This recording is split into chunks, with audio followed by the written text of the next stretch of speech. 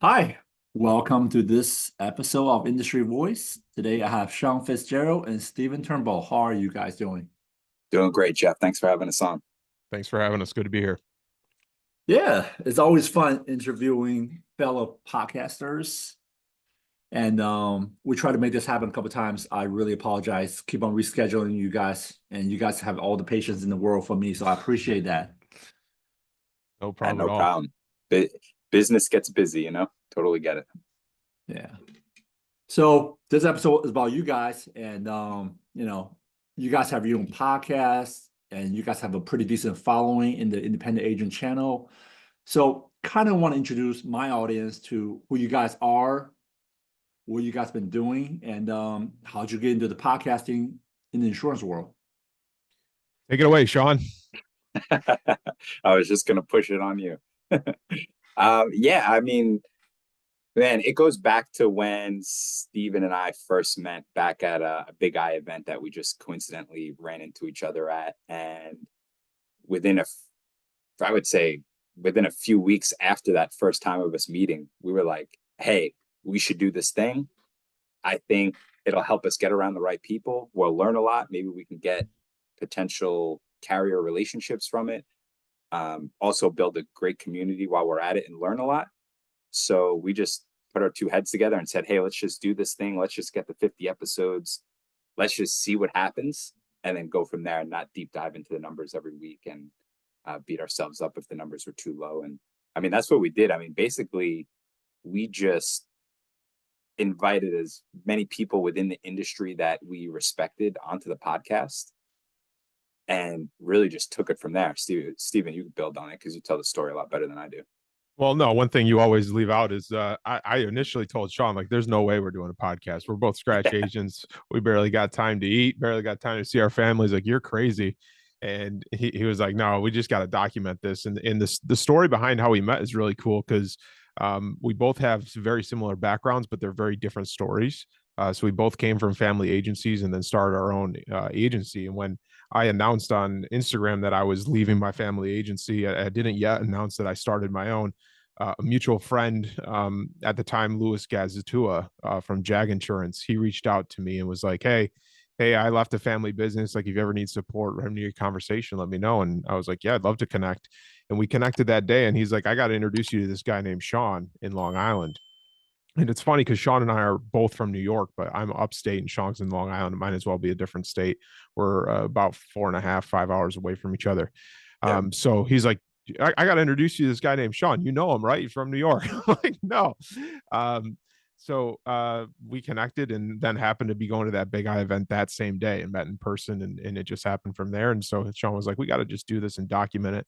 I think the cool thing, the different thing about our podcast is there was never really an expectation that either of us set past like, hey, let's just do it and document our journey of what it's like to build a scratch agency from nothing. And as we're recording this now, episode 100 comes out next week, and it's been a heck of a journey. We built a little community around it, which I'm sure you want to touch on, but all been just unintentional of like, let's just document this and see what happens. So I have LinkedIn pulled up, and I'm going through both Shawn Fitzgerald and Stephen Turnbull. Stephen, on LinkedIn says you opened a scratch agency in New York, May of 2022. Yep. That is a rough time to open up a scratch agency. Like, that's exactly the time frame when all the carriers start to pull back. And on top of that, you were in New York. Yeah. How was that experience like? Honestly, better than you would expect. I had most of the carrier relationships from my agency that I left, so that was part of my planning of starting the scratch agency, was having those discussions of like, hey, I'm thinking of leaving and starting my own. Like, if this happens, would you support me? And kind of making sure I had those relationships set prior. So um, honestly, it really wasn't as bad as probably you would expect. I had a decent amount of relationships with the regional carriers that really helped me out to get started. So there's a lot of small mutuals in New York that, some only write home, some write home and auto, some write just commercial, whatever. I had enough of those relationships that allowed me to have the runway to get the agency started and then developed further carrier relationships as we went. But yeah, the rate increases and all of that at the time was really starting, and the hard market really was getting going at that time. So that was certainly something. But It was from the relationships that I built in my career prior to starting the agency certainly helped with that. Let me ask you this question. Do carriers treat you differently knowing that you're on upstate versus downstate? Shawn, you want to 100%. answer that question? Yeah, 100%. Downstate, we're frowned upon. No carrier wants to write here because they think we're coastal. So yes, it's the guidelines are a lot more strict here. Like Stephen mentioned, like a lot of the smaller regionals won't touch downstate. A little bit more of a harder market, I guess I'd say, on Long Island specifically, but regardless where you're at, Stephen's still dealing with big rate increases and things of that nature. So we're all dealing with it in our own way, Shawn, what was your journey like? So I opened my agency in 2020, a couple of weeks before the pandemic. And, it was interesting. I had a business plan of wanting to focus on commercial lines.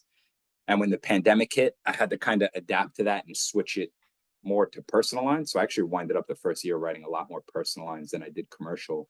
But a very similar story to Stephen. I had a lot of carrier relationships from the prior agency I was at.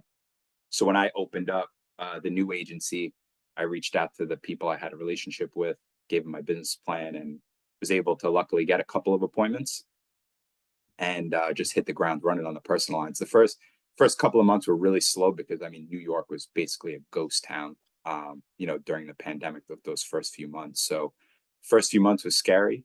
But like I said, we adapted, we did more personal lines, which kept us afloat. And now I would say we're probably 60-40 commercial versus personal. We are trying to focus more on commercial. And we're in the process of like really defining a niche on the commercial line side. So, I think when you first open a scratch agency, like getting revenue in the door is super important, right?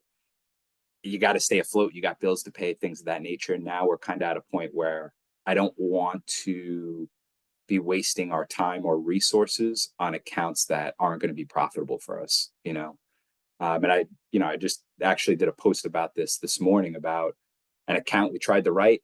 It wasn't really a specialty of ours. It's not something we would normally go after. And I said, let's just take a stab at it because it's a nice size revenue account.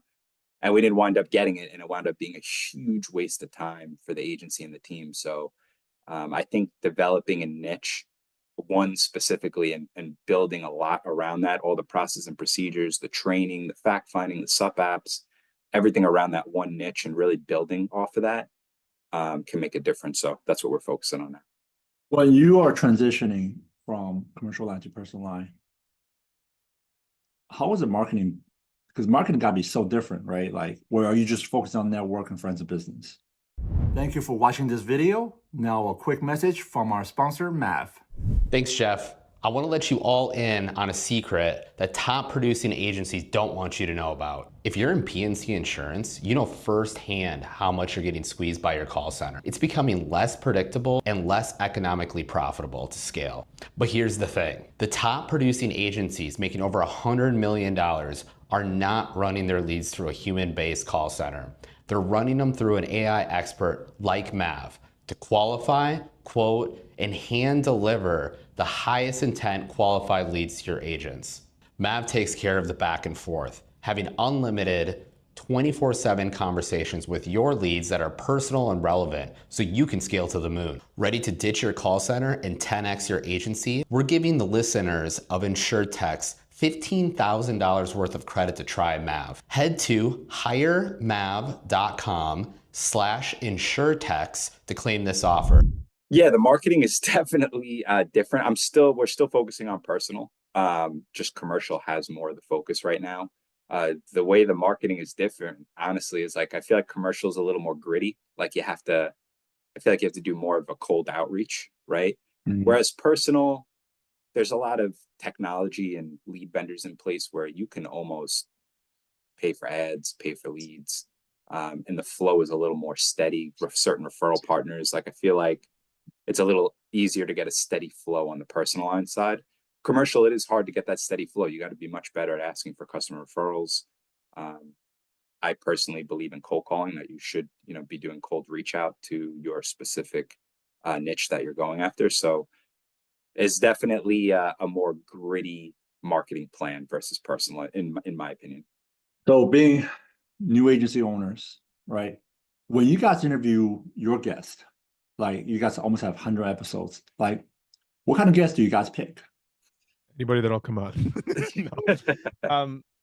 I think we've tried to be real specific in like different topics that affect scratch agencies. So whether that's a tech vendor or more along just the lines of agencies that are in their second month of starting an agency, or scratch agencies that are in 20 years. Because the thing that I love about podcasting, and this is what we're doing here right now, is everybody has a story and everybody's story can relate to somebody. And so when we were specifically going after the market of getting in front of scratch agents, there's a lot of things that have happened inside of the community that we can talk about that have saved people from making little mistakes that may seem little, but could be big in the development of their agency. To get back to your question, I think just the guests we've had on are just players in our world, players in the independent space, where whether it be scratch agents that are very well at one thing, niching, sales and marketing, lead generation, or business coaches in the industry, or AMS systems, or CRMs, or people that are using different tools. So it's kind of been a broad, I would say, Shawn, over the 100 episodes, I really think we've dabbled into quite a lot. We've even had some guests that are outside of the industry that can relate to banking and financial Fitness. planning and Yeah. fitness and different things like that, but everything that kind of hones into something that our listeners could take a little piece of and make it their own.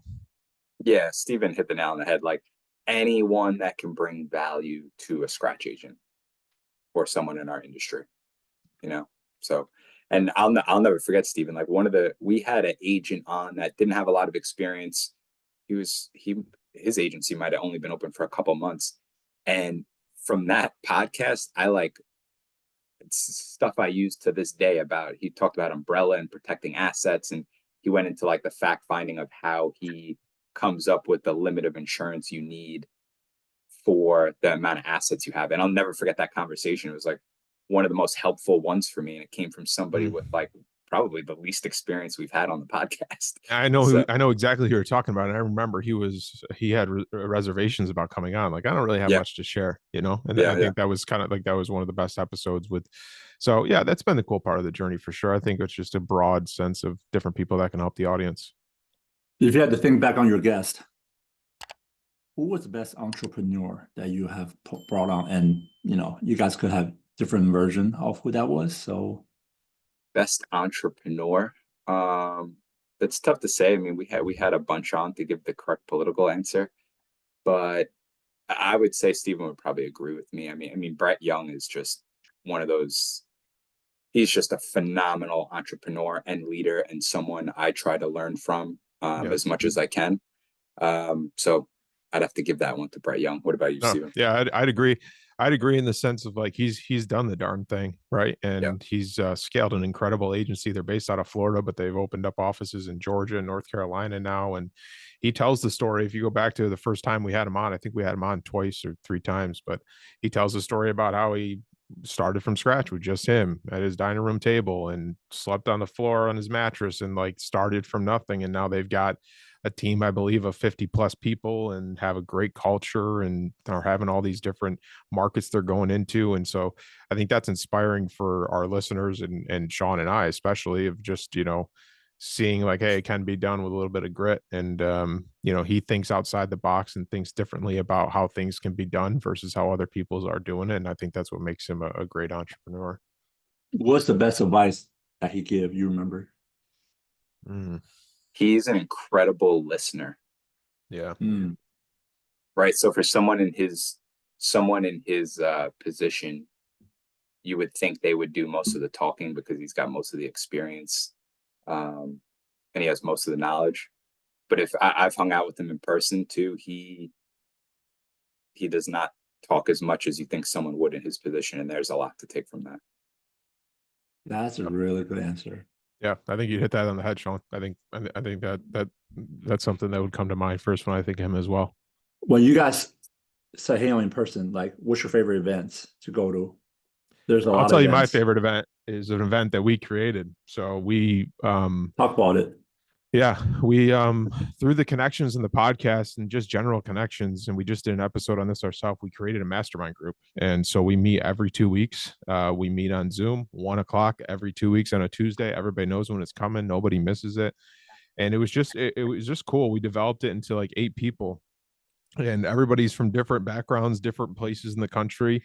I think technically I'm the newest agency owner, if I'm thinking of everybody correctly. And then there's a guy that was in the group that started 22 years ago. And so there's 8 of us, and we just kind of all clicked. And so then we did our first in-person meetup at the beginning of October, so just about a month ago. And it was amazing, man. It was like none of us have all been in the same room together. And you wouldn't have thought it was the first time we were all together. And so it was just like we did an episode about that, about creating your own community. Like we've created a community for the Scratch Agency podcast. It's about 55 people, but furthermore, we've created this mastermind group of people that we wanted to be around, and we found that right number that worked for us at the 8 people. And we're vulnerable. We share wins, we share losses. And what we did with that event, to answer your question, is we each brought something to the table that we thought we were very good at. So for example, like Shawn's very good at leads and generation and working on those lead generation. And I feel I'm good at the community side of things. So what we did was we had everybody brought a presentation forward of those different things, and we talked about that throughout the day in like a business meeting setting, and it was remarkable. I mean, it was the best. I've been to the IOAs, I've been to some other industry events. They're all great, but creating that mastermind and being very specific and nailing down yourself with those other like-minded people was an incredible experience. So it's something we're going to do every year. I have this like a random idea I'll share here on the podcast for the first time. I just want to buy a nice lake house somewhere, and then that lake house is dedicated to throw mastermind. Of course, I've probably seen a couple other people do it, but just imagine having one in the insurance industry. But the thing is, the people part of the app mastermind chip in. Mm-hmm. Like it's a joint investment. Yeah. We put the money, and then we use it for business purposes as a tax write-off, and we can bring our family, our staff, right? Imagine like you bring your team, your right hand, and all your right hands sit in the same room together.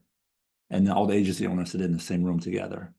All the service managers in the same room together, right? But it's like a joint office event with everybody. You see how like there's some of those big Airbnb that can like sleep like 20, 30 people on the lake. Yeah. I think that would be cool. Yeah, it's a beautiful idea. Yeah. There's something that in person, like Stephen said, we do the Zoom every other week, and it's great. But the in person, that just hits so different. I mean, we got workouts in together. We did an early morning like hike together. We all had dinner together. We all did the presentation together. Where was the venue? Where'd you guys where were we? DC. DC. Yeah. So one of our members, the idea initially was we're going to go to each of our cities, each of our towns, and rotate it. I think we're going to try to be doing something in the future where it's just more central hub. So like where everybody can get to on a direct flight, because we are pretty scattered.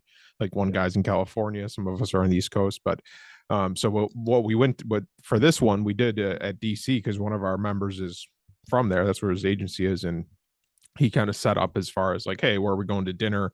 Where should we stay? Where are we going to rent the conference room for the day of the meeting? And so that was kind of cool from that standpoint. But to Shawn's point, it was way more than just like, let's talk about our agencies. Like we set up personal goals. We were vulnerable about personal goals. Like you said, we worked out together. We broke bread together. And so all those things kind of played a part into making it a great event. Is this going to be a quarterly or annually or semi-annually thing? Annual. Yeah. A lot of us got kids, Yeah. What's the next one? Probably next October. We wanted to do it every 6 months, but myself and another member are expecting a baby in March. So we're like, that brings us right to March. It's probably not going to work. Yeah, no. So not unless you want a really upset spouse. Yeah, exactly. So we're just going to try to keep it at that October time frame every year, which seemed to work well for all of us. Nice. If you got to early Jeff, September, what's your favorite? You can actually make it into a early September meeting and then a fantasy football draft on the same day. Yeah, right. Exactly. Kill two birds. I like it. Imagine, I mean, you're already doing life with these guys. Might as well sit here and talk trash to them too, right? Yeah. Yep. There you go. Especially in DC, it's my backyard. So maybe next time you guys hit me up, love to join you guys for dinner. Yeah, sure. What's your favorite event, Jeff? Favorite industry event? Favorite industry event? That's a good one. Thank you for all your support to our channel. Here is a quick word from our sponsor. Please click on the link below in the comment section to sign up for a demo with Track AI. What if your insurance sales conversations could work harder for you? Meet Track, your AI-powered conversation intelligence partner. Track automatically captures and analyzes every customer interaction, providing instant call summaries, risk analysis, and AI-driven coaching insights. Say goodbye to manual note-taking and hello to more selling time. Track handles the admin work while you handle the revenue. Fully integrated with your favorite platforms. Plus, get custom AI analysis tailored to your unique business needs. Transform your sales team's performance with Track. Visit track.ai today. Click the link in the description below to schedule a demo with Track today. So I launched my podcast like a couple months ago, right? And I have pretty big goals myself. And one of the things we want to do, we want to cover events. We want to say, hey, you know what? Events attract 2 to 3% of the industry. If you go on LinkedIn, there's 4.2 million people in insurance in the US. Probably another million people work with them, like attorneys, restoration people, software people, right? And at the end of the day, like big events like InsurTech Insights, ITC, Vegas, NetView, I mean, what, 3,000 to 9,000, right? How many people are sitting at home? So, I decided to bring a camera crew, and then I realized the size of the event and brought more people. Overall, it's like a close to 35,000 investment. When you're starting launching a podcast, that's a big chunk out of the gate. So I just recently did that event. We brought in about 15 hours of content, and you guys can imagine 15 hours content. We chop it up on shorts, how much more reels and views it can generate. So I have to say that's my favorite event so far. It's my biggest investment. ITC Vegas this year was pretty crazy. A lot of AI. There's AI, and then there's like, hey, we're trending with AI, Mm-hmm. and to get to talk to people. And really, I felt like I was at the ground zero of insurance AI, like internet, like iPhone, how all those little things change us. I'll give you a couple quotes. I interview a lot of people from that event. And one guy said he had like 30-some employees that he brought with him for his booth. And he just put his hand around my shoulder. He was a big guy. I'm 6'2". He was like 6'5". And then he just put his hand around my shoulder. He was like, Jeff, look around. 90% of these companies will not be here 5 years from now because AI is going to change the world. And he had a big company. So when he said that, I was taking it in. I was like, is this what your wardroom look like behind the door? This is how y'all think. Another booth I interviewed was a company called CGI. And they had a tiny little booth, like 10 by 10 at most, right? 3 guys running it. And I was like, hey, I recognize you guys. You guys are in Maine and Virginia. They're like right in my backyard in Herndon, Virginia. Or is it Fair Lakes, Virginia? Anyways, I see their building all the time, right? So I was like, I didn't even know you guys are insurance. The guy said, yeah, 38% of our revenue come from insurance. And then he said, we're dropping about $1 billion into R&D, into AI, just casually. Wow. And I was like, $1 billion. So like I walked away from the interview. I wasn't prepared at all, right? I walked away from the interview, did my search. And yeah, they have 38% of their revenue come from insurance, I think. And they already announced this as a public traded company, if you want to look them up, public traded company. And they're putting $1 billion into research for AI. So that means think about all their customers and people who are their customers, right? Who are using them as a vendor. And they're going to be the recipient end of all those research that come back.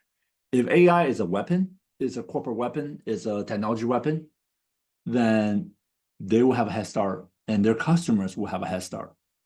So that was another interesting one. And yeah, some of those quotes to rub shoulder with some of the most impressive people. And then the last story I'll tell from that event was this guy named Adam Young, who runs a company called Rainbow. And basically league exchange, transfers exchange, call exchange, central exchange places for buy and sell leads, right? And I said, Adam, you are this impressive, you are this and that. What's next? And then he gave me this quote. He said, I said, as I mentioned some of his competitors, he said, Jeff, I don't look down, I look up. I was like, I like the spirit. And talking with him for 10 minutes on an interview, it really re-energized me, because some of the people there, they were just corporate people, going there to do an event. Right. But to Adam, this was his company. And Yeah. this is what he does every single day when he wake up. He spends $750,000 for the event, at Wow. least. That's my guess, right? But I have a pretty good insight on that guess. And you spend that kind of money to draw attention to yourself, to your company, and to your future brand on what you want to do, right? And I just said to myself, man, I want to be around founders every single day. There's peacetime CEOs and there's wartime founders. Founders, they go to war. CEO, they go to, they try to maintain the peace, right? But this guy was a wartime founder, and every single day he wake up, I can imagine what's going through his mind. Like, what does he want to do every single day? He want to go to war. And that quick 10-minute interview, man, I was so energized being around that kind of aura, that energy. Love that. Yeah. Love And that. then another one of my favorite event, sorry, I shouldn't be taking up your time, but just answer the question that you asked. I put it together like a mastermind founder event in the insurtech world. 11 founders and co-founders from different part of insurtech. And these guys were going through anywhere between seed round investment to Series A, Series B, Series C. So that categorizes you under different size, right? Less than 5 people, under 20 people, under 50 people, 200, 300 people. And just being around the room with them, the guy from Coterie, Dave McFarland, the guy from Branch, co-founder Joe Emerson, Cover Wheel guys, that was very, very rewarding 3 days to be around those guys. So I love where you guys sitting on, like that mastermind, close niche community event. You want to better your business, and you want to better some of those events I go to. I don't just walk away with business wins. I walk away with like personal wins. Like this is how they live their life. This is how they sleep. Yeah. This is how they sleep. It's actually a very big thing for your health, right? This is how they take care of their body. This is how they take care of their finances. This is how they do their taxes. I mean, there's so much wins there. Jeff, I got to ask you, selfishly for myself and for the Scratch Agency community, being heavily involved in the tech space, what is what you believe to be the most impactful AI tool for insurance agents that you think, just one thing that insurance agents, if they're not using, they 100% should be using? We all know there's a lot of BPO services, right? Back in office work, in the insurance space, VAs from Philippines, Colombia, India, and those insurance agents who have leveraged those back-end services really improved their agencies, right? Like it made them better. And I think right now, if you see the world of AI, what's coming next, and it's what's already here, is AI agents, right? And then we can break that AI agent down. The AI agent do a lot of things, right? Whether it's AI agent doing texting, calling on your behalf, AI agent handling your service work, AI agent handling your sales coaching. If you have, so I built 2 agencies over my lifetime, and mom and pop scratch Alts agency started with 2 employees that went all the way to 60, and built a call center, went from 0 to 177. And we thought we were cutting edge back in 2018. And this is like a shameless plug because these guys are a sponsor for our podcast. So anyways, so we thought we were on the cutting edge by using a company called Voice Ops in 2018. And a 10 people seat will probably cost you like $2,500. It's expensive. We fork up the bill because we had a big team, right? So if you think about, like, we require our salespeople to be on the phone minimum 3 hours a day, and our best salespeople on the phone 5 hours a day. If let's just say we call the average of 4, right? 10 salespeople, we have like a sales leader to salespeople ratio of 1 to 10. and you just can't listen to 10-hour sales calls. You can try, but at the end of the day, you hire somebody, between 65 to 85 for a frontline sales leader. And that's an expensive investment to invest into your salespeople, right? You're hiring sales managers to invest into your salespeople. So we found this too in 2018. We're like, oh my God, such an awesome tool. It great. Let's just say Steven's a salesperson, right? It great his coach him while he's on the call. It's API into the voice over IP, your phone. It grade him. It sends alert to the sales leaders if he's not asking for e-check or e-bill or bundling. You throw all kind of like keywords into it, and then the machine learns, right? Man, we thought we were so cool, so cutting edge, and then it transcribed the languages. Like back then, they only had Spanish. So anyways, so I thought that was a really cool tool, but it wasn't commercialized. And I think one of the things that in the future can be commercialized, it's going to be AI coaching. Because like now our sponsor for this channel is Track AI. And, I'll drop a link in the comments and also introduce you guys if you guys want to check them out and then talk with them. But $69, no contract, 1 month free demo. I mean, from 2018 to now, 6 years later, the tools on AI have really dropped. And I still see some companies still running on 2018, 2019 prices these days. And they got a wake up call coming because it's going to get very crowded. The space of AI agents, AI communication agents, or back-end office agents, or coaching agents are all changing. And one thing at ITC Vegas, the biggest booth and the first booth you walk into is Salesforce. Salesforce work with everybody.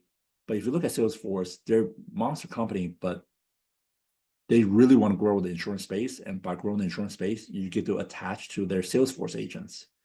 Of course, come with the Salesforce price, right? So, but I'm rambling on, but I just think like these are all the things that's going to give the agency owner incredible engagement to their team members.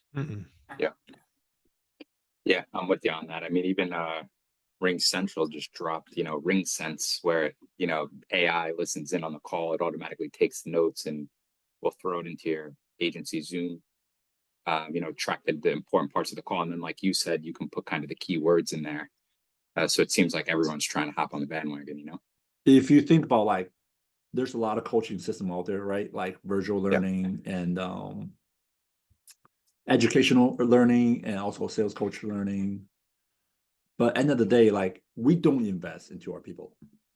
I feel like, you see like a lot of agency owners do these mastermind, which is fantastic because we're investing back into us. We're investing onto the business versus being in the business. But the next thing is one of my biggest growth was I invested into my people and I invested into my leadership, send them to all kind of events, just let them go on their own, let them talk and drink and sleep insurance for 12, 14 hours at these events. And I got so much back from it.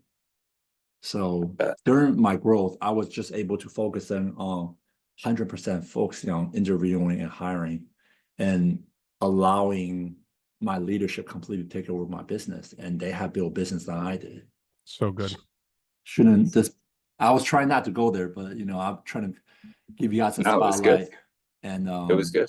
No, I felt like it's something that we needed to talk about because I mean, it is a big thing happening in the space. It seems like almost every tech vendor too is talking about how they're going to implement AI in their system. So it is one of those things too. It could be a little overwhelming, right?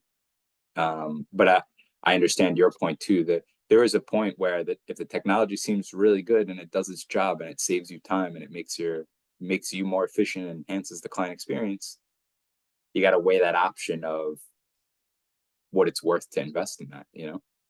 I think that's the battle a lot of us run into. It is so commercialized right now. Like, yeah,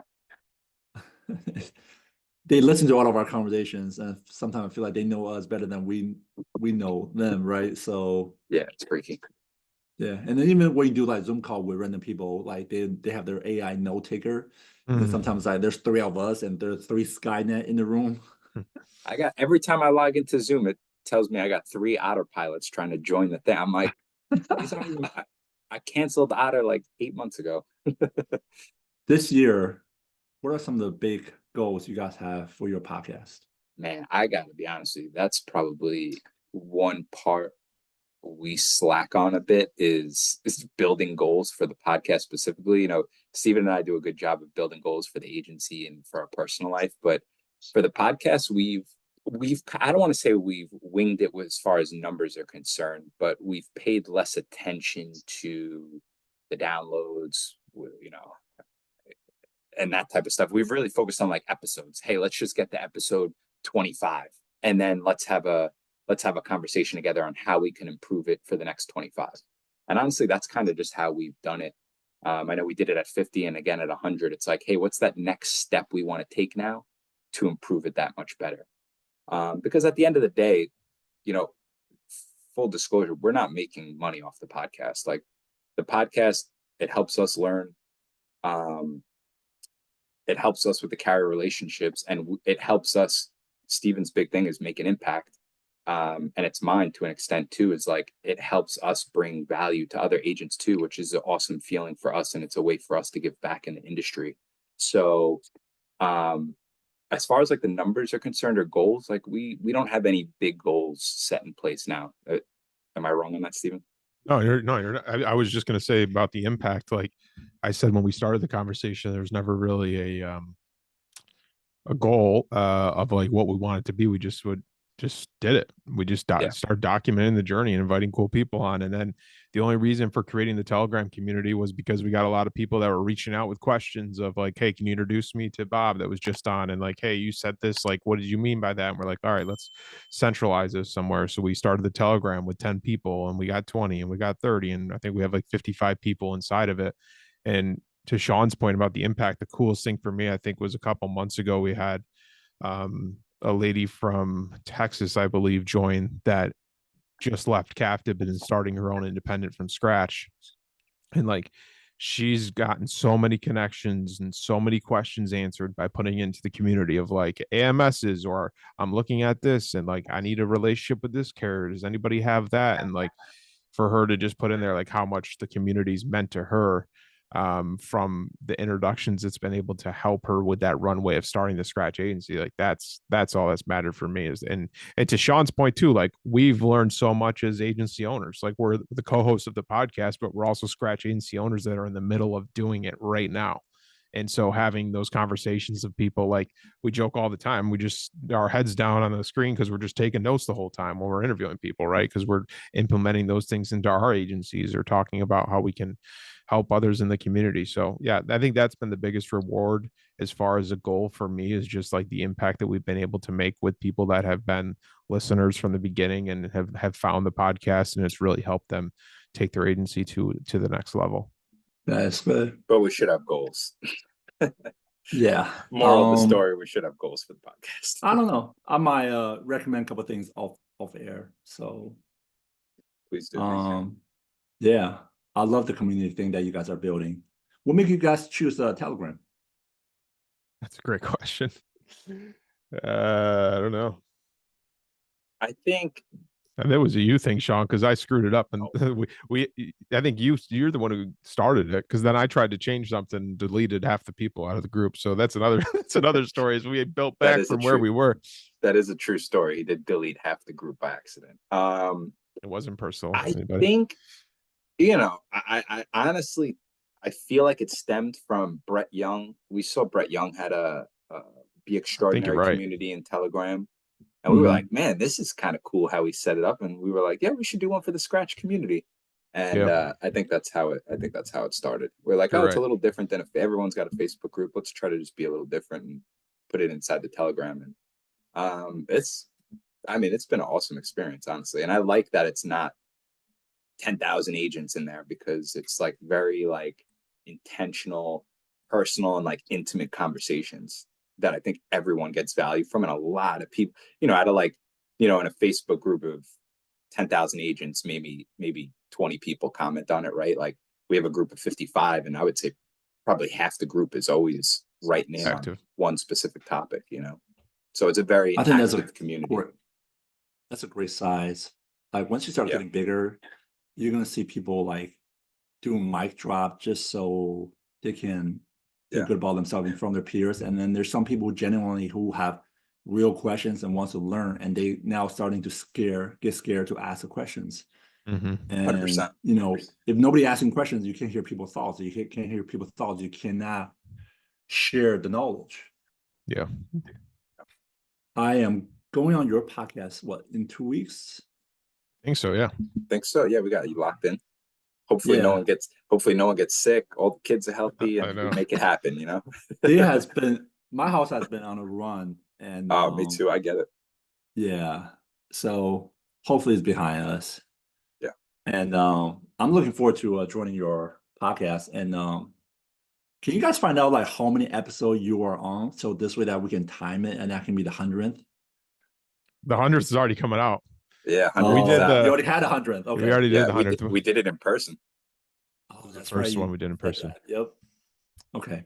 All right. Well, I'm not going to wait too long to wait for the 200th episode. So, okay. It could be 125. How about that? I like that. So, or 111. That's even cooler.